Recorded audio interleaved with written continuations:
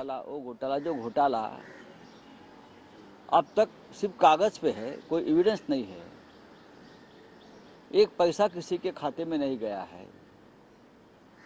तो आप एक सिटिंग मुख्यमंत्री को, डेमोक्रेसी में सिटिंग मुख्यमंत्री है, पहले हेमंत सोरेन जी को और अब केजरीवाल जी को आप जिस तरह से आपने अरेस्ट किया है, मुझे लगता है रशिया में ये हो रहा है, रशिया में, चाइना में और जहाँ जहाँ तानाशाही के राज चलते हैं वहाँ इस प्रकार से काम वहाँ की सरकारें करती है। अरविंद केजरीवाल जी ने एक बहुत बड़ा संघर्ष किया है इस मुकाम तक पहुँचने के लिए। अगर लिकर घोटाले की बात है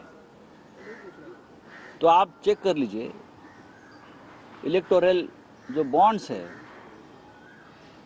जो भारतीय जनता पार्टी के खाते में हजारों करोड़ के आंकड़े में जमा हुए हैं, उसमें से कितने लोगों के ऊपर ईडी और सीबीआई की एक्शन चल रही है और वहां से करोड़ों रुपए बीजेपी के खाते में चले गए हैं।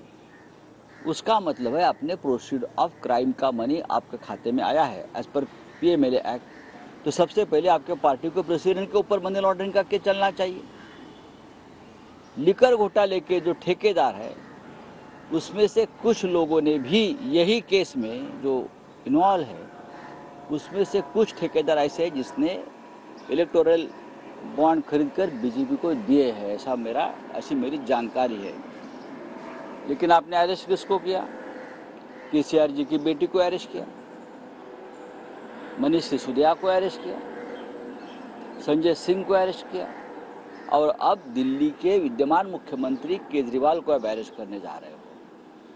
उसे हम डेमोक्रेसी नहीं मानते, ये तानाशाही है, ये जंगल राज है एक तरह से। और केजरीवाल जी की जो अरेस्ट है उससे हम डिमोरलाइज नहीं हुए हैं।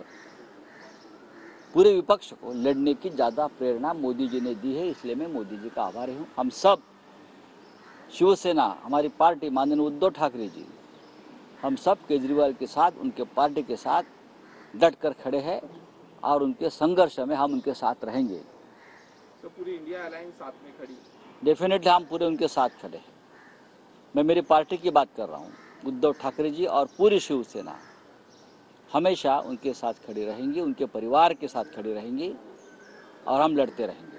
सर, मराठीमध्ये आम आदमी पार्टी की ओर से आरोप लगाया जा रहा है, आम आदमी पार्टी की ओर से आरोप लगाया जा रहा है कि जो कार्रवाई है ना सिर्फ गलत है बल्कि इलेक्टोरल बॉन्ड के जो आंकड़े आए हैं उसको कहीं ना कहीं छुपाने के लिए। मैं यही मानता हूँ, मैंने कहा ना आपको कि अरविंद केजरीवाल जी का ऊपर जो हमला किया है, जिस तरह से उनको अरेस्ट किया है, वो जो भ्रष्टाचार सामने आया है, जो भ्रष्टाचार सुप्रीम कोर्ट ने सामने लाया है, हाँ, और पूरे देश में वो पूरी बात और रायता फैल गया है, तो वो दबाने के लिए कहीं ना कहीं केजरीवाल जी को अरेस्ट करके एक नई बात लोगों के सामने ला रहे हैं लोग। लेकिन इलेक्टोरल बॉन्ड इस विश्व का सबसे बड़ा घोटाला है और उससे मोदी जी, शाह जी और नड्डा जी और पूरी भारतीय जनता पार्टी बच नहीं सकती। केजरीवाल जी की अरेस्ट करने से मैंने फिर एक बार कहा कि आप एक दिन की न्यूज़ बनाओगे, लेकिन इलेक्टोरल बॉन्ड वाला इशू है वो हमेशा चलता रहेगा और केजरीवाल जी के साथ हम हमेशा खड़े रहेंगे। एकेकाळी भ्रष्टाचाराच्या विरोधात लढाई करणारे केजरीवाल आज त्यांच्यावरती कारवाई होते, कसं बघतात? एकीकडे अण्णा हजारेपासून त्यांनी एकेकाळी नरेंद्र मोदी सुद्धा भ्रष्टाचाराच्या विरुद्ध भारतीय जनता पक्ष लढत होता ना केजरीवाल बरोबरच। अरविंद केजरीवाल यांची अटक ही पूर्णपणे बेकायदेशीर, घटनाबाह्य आणि राजकीय सूडबुद्धीने केलेली अटक आहे। ज्या प्रकारचे निवडणूक रोखे घोटाळा भारतीय जनता पक्षावर शेकलेला आहे, हजारो कोटी रुपये खंडणीच्या माध्यमातून, हप्ता वसुलीच्या माध्यमातून, दहशतीच्या माध्यमातून गोळा केले गुन्हेगारांकडून, इतकंच कशाला? तुम्ही भारतीय जनता पार्टी स्वतःला हिंदुत्ववादी समझते, गोवंश हत्याबंदी के लिए बहुत बड़ा आंदोलन किया, मॉब लिंचिंग किया। किसी के पास अगर कोई बीफ मिलता है या और कुछ मिलता है, मीट मिलता है, तो ये गाय का मांस है, अपने लोगों को मार दिया, मॉब लिंचिंग किया।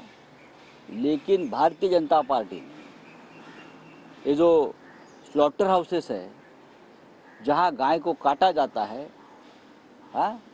एक्सपोर्ट करते हैं गाय का मांस भी, उनसे भी चंदा लिया है। यह आपका हिंदुत्व है। आप लोगों को गुमराह करते थे, कर रहे हो, लेकिन आपके खाते में जो पैसा गया है ये इन लोगों से भी गया है।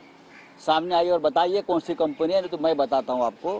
दूसरी बात, लिकर घोटाला, जिसकी वजह से बहुत से लोग जेल में चले गए, तुरुंगात गेलेले आहेत। केजरीवाल जी आता गेले आहेत, त्याच्या आधी मनीष सिसोदिया, संजय सिंग, कविता। भारतीय जनता पक्षाचे निवडणूक रोखे चेक करा।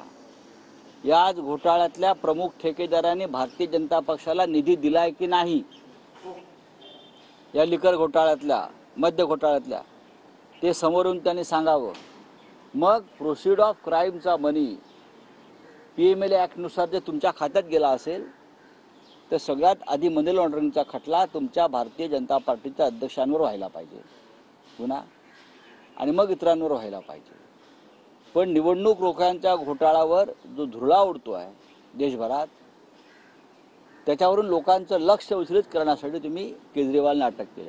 विद्यमान मुख्यमंत्र्यांना अटक करताय, लोकांनी निवडून दिलेला पूर्ण बहुमत असलेल्या हेमंत सोरेनला आपण अटक केली, आपण केजरीवालना अटक केली, आपण विद्यमान मंत्र्यांना अटक करता, आणि सगळ्यात भ्रष्ट सरकार देशात आणि महाराष्ट्रात ते तुमचं आहे। आणि ज्यांना अटक केली पाहिजे त्यांना तुम्ही मंत्री करता, उपमुख्यमंत्री करता, ज्यांना तुरुंगात जामिनावर सुटलेले आहेत PMLA ॲक्टमध्ये त्यांना तुम्ही केंद्रात आणि महाराष्ट्रात मंत्री करता, आणि आमच्या विरोधी पक्षाच्या लोकांना अटक करता। याला हुकुमशाही म्हणतात, आणि त्याच हुकुमशाही विरुद्ध आम्ही लढतो। देशातील नेत्यांबरोबर राज्यातील